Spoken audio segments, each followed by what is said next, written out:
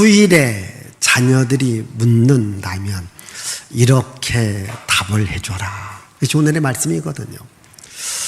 여러분, 하나님은 우리들에게 기적과 능력과 구원과 생명과 복을 주시는 하나님이십니다. 누구라도 하나님을 찾는다면, 하나님께 예배한다면 하나님은 복을 주십니다. 근데 우리가 하나님의 복을 받으려면 하나님의 말씀을 들어야 됩니다. 하나님의 명령을 지켜야 됩니다. 하나님의 법을 지켜야 됩니다. 그러면 이스라엘 백성들이 왜 하나님의 말씀을 들어야 됩니까? 하나님의 명령을 따라야 됩니까? 하나님의 법을 지켜야 됩니까? 라고 물을 수가 있습니다. 이렇게 해야만이 복을 받는다. 우리 한번 6장 3절 말씀 읽습니다, 여러분. 이스라엘아 듣고 삼가 그것을 행하라. 그리하면 내가 복을 받고 내 조상들의 하나님 여호와께서 내게 허락하심 같이 젖과 꿀이 흐르는 땅에서 내가 크게 번성하리라. 예, 네가 복을 받는다는 겁니다. 네가 번성한다는 겁니다. 그래서 하나님의 말씀을 들어야 되고 지켜야 된다. 그래서 부모들은 자녀들에게 이 말씀을 부지런히 가르치라는 거죠. 자, 우리 한번 6절과 7절 말씀 봅니다. 오늘 내가 내게 명하는 이 말씀을 너는 마음에 새기고 내 자녀에게 부지런히 가르치며 집에 앉았을 때든지 길을 갈 때든지 누워있을 때든지 일어날 때든지 이 말씀을 강론할 것이며. 자, 너도 마음에 새기고 너의 자녀들에게 부지런히 가르치라는 겁니다. 그러면 아이들이 이 말씀을 이제 교육을 받아요. 그러나 교육을 받으면서도 왜 이렇게 하나님의 말씀만 배워야 됩니까? 하나님의 명령을 왜 지켜야 됩니까? 또 하나님의 법을 꼭 지켜야 됩니까? 라고 자녀들이 물을 수 있다는 거죠. 자, 우리 한번 20절의 말씀입니다. 20절입니다. 후일에 내 아들이 내게 묻기를 우리 하나님 여호와께서 명령하신 증거와 규례와 법도가 무슨 뜻이냐 하거든. 예, 이제 자녀들이 물어요. 왜 하나님의 말씀이 무엇입니까? 하나님의 명령을 왜 지켜야 됩니까? 하나님의 말씀은 무엇입니까? 라고 묻는다면 이렇게 답해줘라. 하나님께서 우리 민족을 구원해 주었다. 종되었던 애굽 땅에서 우리를 건져 주었다. 그래서 이 광야 40년의 역사를 하나님께서 우리를 먹여주었고 인도해 주었고 함께해 주었다. 그리고 우리에게 젖과 꿀이 흐르는 가나안 땅을 주었다. 하나님의 구원의 이야기, 애굽에서 구원한 이야기, 홍해 바다를 가른 이야기, 광야 40년을 함께했던 이야기, 만나와 메추라기로 우리를 먹였던 이야기, 추위와 더위를 보호하기 위해서 불기둥과 구름기둥으로 함께했던 하나님의 그 이야기, 하나님의 구원의 이야기를 말해주라는 겁니다. 이스라엘 역사와 함께했던 하나님의 기적의 역사, 구원의 역사, 능력의 역사를 말해주라, 이렇게 말씀하고 있습니다. 여러분, 하나님께서 이스라엘 백성들에게 주어지는 가장 큰 축복이 뭡니까? 하나님의 말씀이라는 거죠. 근데 이 말씀을 자녀들에게 부지런히 가르치라는 거예요. 여러분, 우리 자녀들에게 물질적 유산을 남겨주는 것 중요합니다. 그러나 더 중요한 것이 뭔가? 신앙의 유산을 물려주라는 거예요. 우리 자녀들 스스로가 하나님을 알고 하나님을 섬기고 하나님께 예배할 수 있는 이런 믿음을 자녀들에게 심어주라는 거예요. 우리 자녀들이 어디에 있든지 간에, 또 자녀들이 성장하고 난 후라 할지라도 하나님을 잘 믿는 믿음을 심어주라는 거예요. 하나님을 잘 알려주라는 거예요. 여러분, 이스라엘 민족, 유대 민족이요, 많은 고난이 있었습니다. 많은 전쟁이 있었습니다. 그래도 오늘날 이 유대 민족이, 이스라엘 민족이 탁월할 수 있고 뛰어날 수 있고 또한 위대한 삶을 살아갈 수 있는 것은 이스라엘 민족에게는 무엇이 있는가? 하나님의 말씀이 있습니다. 영원히 변함이 없는 하나님의 말씀이 있습니다. 여러분, 우리나라도 이 교육을 시킵니다. 어느 민족 못지않게 자녀 교육에 부모님들이 열정을 다 드립니다. 근데 여러분, 우리나라의 교육을 보면요, 시대에 따라 또 지도자에 따라 환경에 따라 바뀌어집니다. 교과서가 참 많이 바뀌어집니다. 그러나 유대인들에게는 원칙적 교육이 있습니다. 오랜 세월, 1000년이 지나도 2000년이 지나도 변하지 않는 교육이 있습니다. 그게 뭘까요? 하나님의 말씀입니다. 율법이라는 하나님의 말씀입니다. 이 말씀으로 할아버지가 배웠고 아버지가 배웠고 아들이 배웠고 손자가 배웠고 그의 자손들이 계속해서 배웁니다. 그 말씀이 변하지가 않습니다. 그래서 유대 민족은요, 언제라도 하나의 민족으로 하나 될 수 있는 것은 변함없는 율법의 말씀을 갖고 있기 때문입니다. 또한 이들에게는 변함없는 하나님을 믿는 믿음이 있습니다. 아무리 어렵고 힘들어도 하나님을 믿는 믿음으로 살아가야 된다. 이것을 알려줍니다. 여러분, 이스라엘 백성들에게도 많은 고난이 있었고 많은 시련이 있었고 많은 아픔이 있었습니다. 이런 아픔의 역사, 고난의 역사 속에서도 이스라엘 백성들은 이런 교육을 시킵니다. 역사를 잊지 말자. 그러나 우리들에게 아픔과 고통을 준 그 민족을 용서하라. 자, 우리 한번 화면 보십시다. 자, 읽습니다. 예루살렘 야드바셈 홀로코스트 박물관에 용서하라 그러나 잊지는 말라. 자, 예루살렘에 본 야드바셈이라는 홀로코스트, 즉 유대인의 아픔과 고통을 거기 담아놓은 박물관이 있습니다. 거기 앞에 글귀 다시 읽습니다. 용서하라 그러나 잊지 말라. 그러니까 자기들에게 아픔을 주고 고난을 준 이런 사람이 있다는 겁니다. 용서하라는 겁니다. 우리는 뭐라고 말할까요? 중국 영화로 복수하자. 예? 여러분, 중국 영화 복수. 아버지의 원수를 누가 갚아요? 아들이 갚아요. 그러면 그 아들이 갚으면 저쪽 편 아들도 또 갚아요. 복수하라. 잊지 말고. 그러나 유대인들은 그게 아닙니다. 용서하라. 그러나 역사는 잊지 말자. 다시는 그런 아픔을 반복하지 말자는 겁니다. 역사를 아는 것 중요합니다. 우리 민족의 독립운동가며 또한 이 계몽가였던 단재 신채호 선생님은 이렇게 말합니다. 자, 우리 화면 보십시다.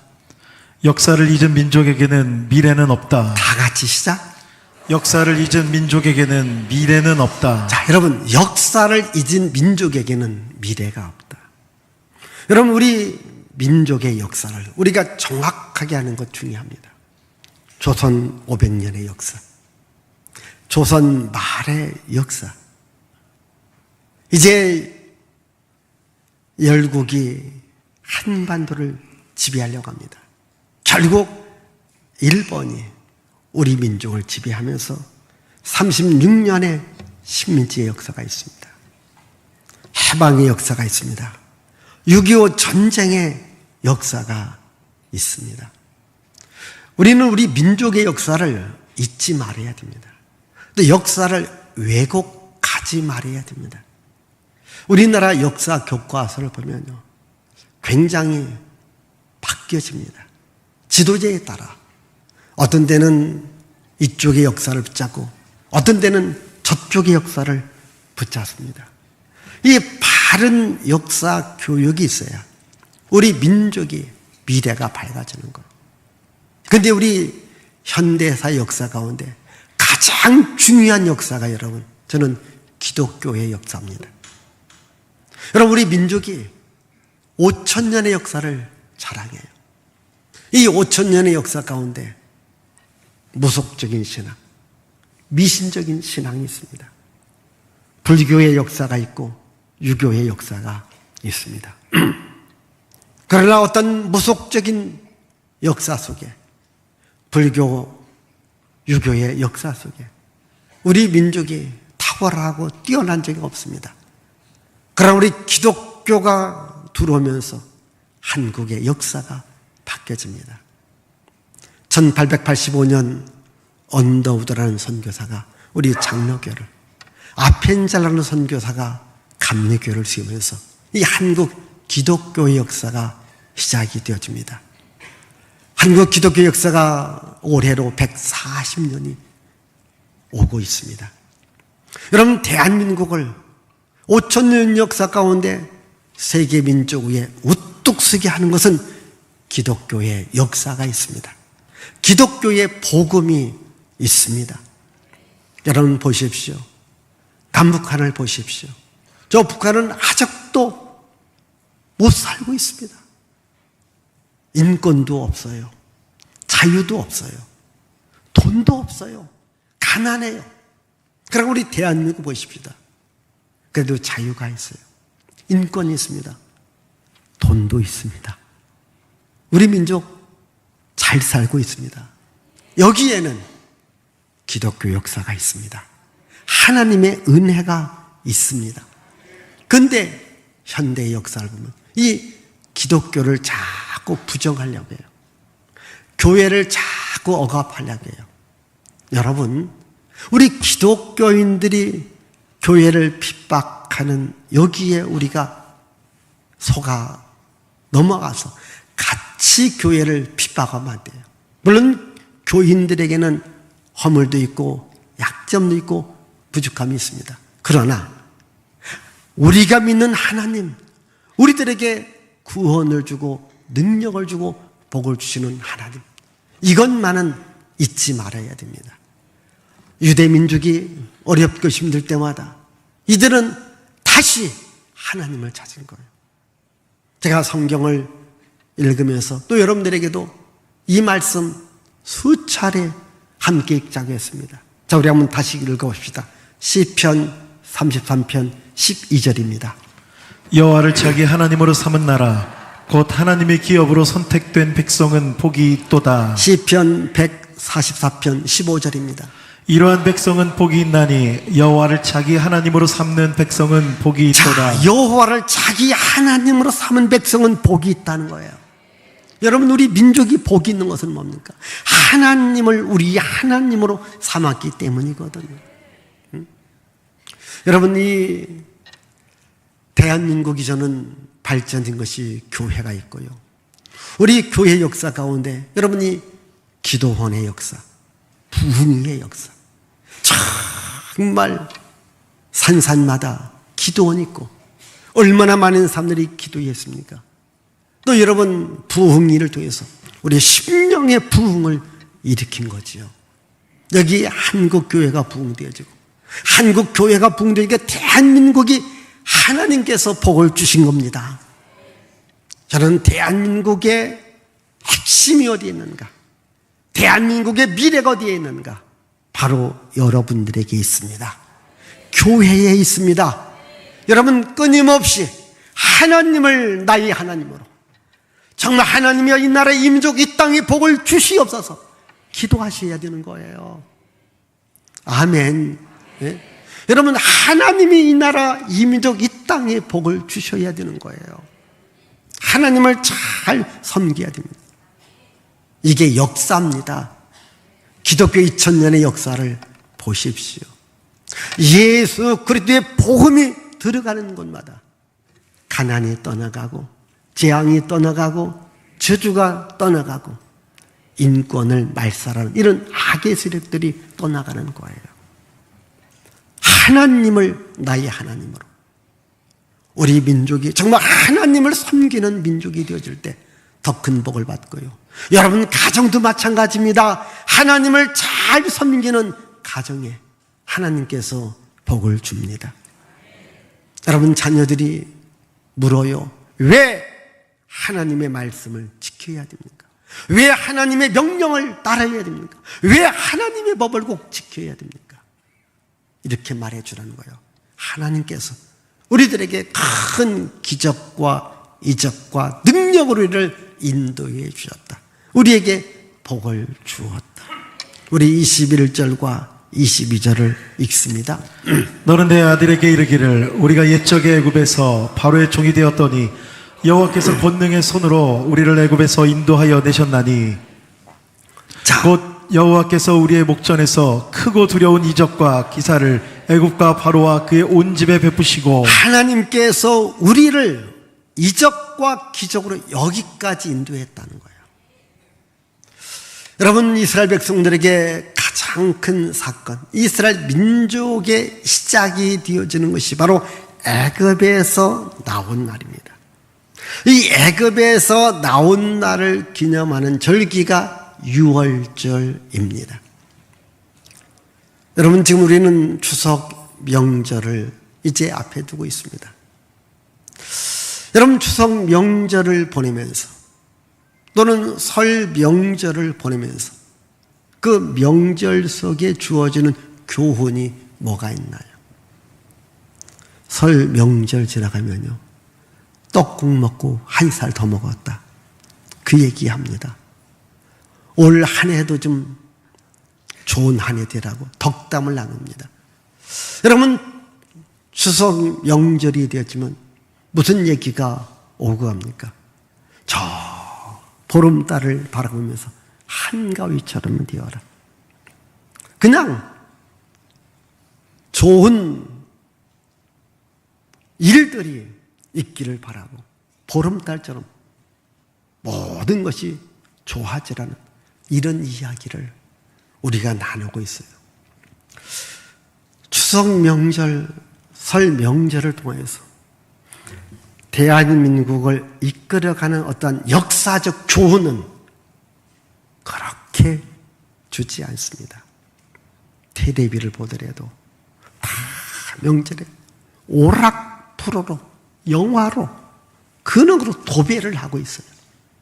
그러나 유대인들의 가장 큰 명절이 유월절이에요. 그래서 유월절이 되어지면 온 가족이 다 유월절을 지키는 준비를 해요. 그럼 자녀들이 물어요. 부모님한테 왜 이렇게 집안을 청소합니까? 누룩을 제거합니까? 왜 쓴나물을 만듭니까? 왜 양을 잡아야 됩니까? 왜 이렇게 해야 됩니까? 라고 묻습니다. 그러면 이렇게 답해 주라는 거예요.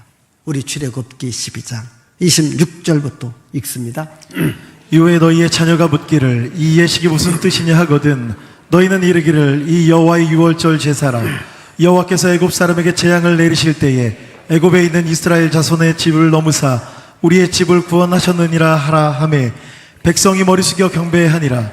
이스라엘 자손이 물러가서 그대로 행하되 여호와께서 아론과 모세와 아론에게 명하신 대로 행하니라. 예. 자, 이 예식이 뭡니까? 왜 유월절을 지킵니까? 하나님께서 우리를 애굽 땅 종되었던 집에서 고통당했을 때 우리를 건져내 주셨다. 그래서 우리 민족이 시작되어진 날이다. 하나님을 잊어서는 안 된다. 하나님의 구원을 기억하며 살아가야 된다. 아무리 어렵고 힘들다 할지라도 하나님을 찾는 자에게 구원을 주시기 때문에 하나님을 잘 믿어야 된다. 이걸 지금 심어주는 거예요. 그러니까 하나님을 믿는 믿음을 심어주는 거예요. 자녀들에게. 모든 구원의 역사, 능력의 역사는 하나님께로 나온다. 그 하나님을 붙잡아야 된다. 너희들도 하나님을 붙잡으면 너희 인생이 아무리 어렵고 힘들어도 하나님께서 길을 열어주신다. 이걸 말해주고 있는 겁니다. 그리고 또 이스라엘 백성들이 이제 광야 40년의 생활을 끝나고 요단강을 건너 가나안 땅으로 갑니다. 근데 여러분, 요단강을 건넜을 때 그 강이 갈라지면서 그들이 건너가요. 건너간 그곳에 길갈이라는 지역에 돌 12를 세워놓습니다. 그러면 사람들이 지나가다가 그냥 돌이 하나만 있는 것이 아니라 그게 12개의 돌이 있으니까 사람들이 묻지 않습니까? 여러분, 강이 갈라졌다는 거예요. 우리 서울에도 한강이 있지 않습니까? 혹시 한강이 갈라진 적 있나요? 갈라지지 않습니다. 그래서 건너가기 위해서 다리를 만들어 놔요. 다리가 몇 개일까요? 한강 다리. 예, 추석 연휴 긴 연휴 있으니까 저기 김포부터 저기 구리까지 가면서 한번 세어보세요. 한 번도 한강이 갈라진 적이 없습니다. 근데 요단강이 갈라진 겁니다. 이 돌이 무슨 뜻이냐라고 묻는다면 이렇게 말해주라. 자, 여호수아 4장 20절에서 24절입니다. 여호수아가 요단에서 가져온 그 12돌을 길갈에 세우고 이스라엘 자손들에게 말하여 이르되 후일에 너희의 자손들이 그들의 아버지에게 묻기를 이 돌들은 무슨 뜻이니까 하거든 너희는 너희의 자손들에게 알게 하여 이르기를 이스라엘이 마른 땅을 밟고 이 요단을 건넜음이라. 너희 하나님 여호와께서 요단 물을 너희 앞에서 마르게 하사 너희를 건너게 하신 것이 너희의 하나님 여호와께서 우리 앞에 홍해를 말리시고 우리를 건너게 하심과 같았나니 이는 땅의 모든 백성에게 여호와의 손이 강하신 것을 알게 하며 너희가 너희 하나님 여호와를 항상 경외하게 하려 하심이라 하라. 자, 이 돌들이 무엇입니까? 라고 하면 역사를 말해주라는 거예요. 우리가 광야 40년의 생활을 마치고 가나안 땅에 들어가야 되는데 요단강 때문에 들어갈 수 없다. 그때 하나님께서 큰 손길로 요단 강물을 막았다. 그래서 요단 강이 마른 땅이 되어서 여기를 우리가 건너갔다. 하나님의 큰 능력의 손길이 함께 있기 때문에 우리 앞길을 막는 요단강이 갈라지는 역사, 마치 홍해바다가 갈라지듯이 요단강이 갈라지는 역사를 통해서 우리가 건너갔다. 하나님의 기적을, 하나님의 능력을, 하나님의 구원의 손길을 알려주라는 거예요. 그래서 자녀들이 인생의 앞길에 막힐 때가 온다는 거죠. 고난이 온다는 겁니다. 역경이 온다는 겁니다. 그때 너희들도 하나님의 강한 손길을 붙잡는다면 하나님의 능력의 손길로 너희들의 앞길을 열어놓을 것이다. 어떠한 고난과 역경과 시련이 올 때 하나님을 찾으라는 거야. 그러면 하나님께서 기적을, 능력을 베풀어 주신다는 겁니다. 이걸 자녀들에게 알려주라는 거죠. 하나님의 구원의 기적, 하나님의 능력의 기적, 하나님의 생명의 기적을 알려주라는 거예요. 그래서 그 하나님을 믿고 하나님을 경외하고 하나님을 사랑한다면 하나님께서 복을 준다는 거예요. 너희들은 하나님의 복을 받으며 살아가야 된다. 자, 우리 한번 여기 24절의 말씀을 읽습니다. 여호와께서 우리에게 이 모든 규례를 지키라 명령하셨으니 이는 우리가 우리 하나님 여호와를 경외하여 항상 복을 누리게 하기 위함이며 또 여호와께서 우리를 오늘과 같이 살게 하려 하심이라. 여호와께서 하나님의 말씀을 지키라 명령하셨다. 왜? 우리가 항상 복을 받고 살아가기 위함이라는 거죠. 우리 신명기 6장 앞에 5장 29절도 읽어보십시다. 다만 그들이 항상 이 같은 마음을 품어 나를 경외하며 내 모든 명령을 지켜서 그들과 그 자손이 영원히 복받기를 원하노라. 이게 너와 너의 자손이 계속해서 복받기를 원한다는 겁니다. 여러분, 하나님의 복을 계속 받아야 됩니다. 우리나라도요, 이 하나님의 복을 계속 받아야 돼요. 그래서 우리가 나라와 민족을 놓고 우리가 늘 기도하는 거예요. 아까 말씀드렸습니다. 우리 교회가 예수 믿는 사람들이 주여 이 나라 이 민족 이 땅에 복을 주옵소서. 하나님을 잘 믿어야 됩니다. 그래야 복이 계속 이어져 가는 거예요. 성경은 우리들에게 복 받으라고 이야기하고 있어요. 이렇게 복 받으라고 많이 이야기하고 있는데 우리가 복을 받아야 됩니다. 하나님께서 우리들에게 원하는 복이 어디까지인가? 우리 신명기 있는 말씀 한번 보십시오. 우리 한번 제가 말씀드린 적이 있습니다. 신명기 1장 11절 신111 축복. 자, 읽습니다. 너희 조상의 하나님 여호와께서 너희를 현재보다 1000배나 많게 하시며 너에게 허락하신 것과 같이 너희에게 복 주시기를 원하노라. 자, 현재보다 얼마나? 1000배나 많게 한다는 겁니다. 이것이 하나님께서 이스라엘 백성들에게 요구하는 복입니다. 이것이 하나님께서 오늘 여러분들에게 주고자 하는 복이거든요. 여러분, 복 받으셔야 돼요. 이런 추석이라는 한가위라는 이날도요, 복을 받아야 기쁘고 즐겁고 행복한 날이 되어지는 거예요. 여러분, 복 받지 못하면요, 행복할 수 없습니다. 그런데 우리는 복이 어디서 오는가를 알아야 돼요. 어디서 옵니까? 하나님께로부터 복이 옵니다. 하나님을 잘 경외해야 됩니다. 에레미야 선지자는 유다 왕국이 하나님의 말씀을 버립니다. 하나님의 법을 지키지 않습니다.